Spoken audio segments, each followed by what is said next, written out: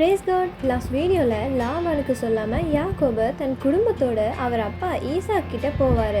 அந்த பிரயாண வழியில் லாபான் இவங்களை கண்டுபிடிச்சு எதுக்கு என்கிட்ட ஒரு வார்த்தை கூட சொல்லாமல் போயிட்டீங்கன்னு சொல்லுவார்.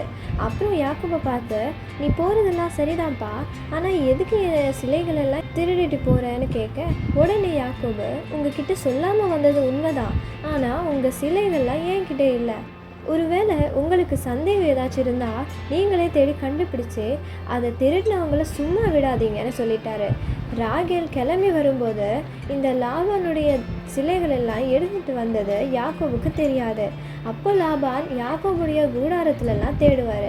ஒன்றுமே கிடைக்காம இருந்துச்சு. அப்படியே லேயாளுடைய வேலைக்காரி, ராகேலுடைய வேலைக்காரின் கூடாரத்துல எல்லாம் தேடினாரு. எதுவுமே கிடைக்கல. கடைசியில் ராகேலுடைய கூடாரத்தில் தேட போனார்.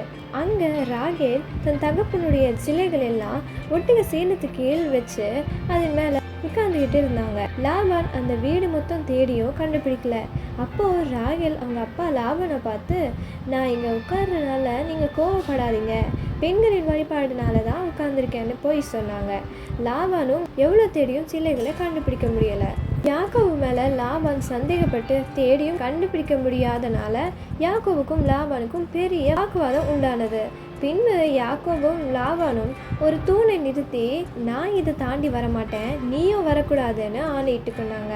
யாக்கோபு தன் சகோதரரோடு ஒரு மலையின் மேலே பலியிட்டு சாப்பிட்டு அங்கேயே தங்கினாங்க. மறுநாளில் லாபான் காலையில் எழுந்து தான் வசித்து வந்த இடத்துக்கே திரும்பி போயிட்டாரு. தன் சொந்த பிள்ளைகளோட வீடை சோதிக்கிற அளவுக்கு லாபான் அந்த சிலைகளை பின்பற்றினாரு.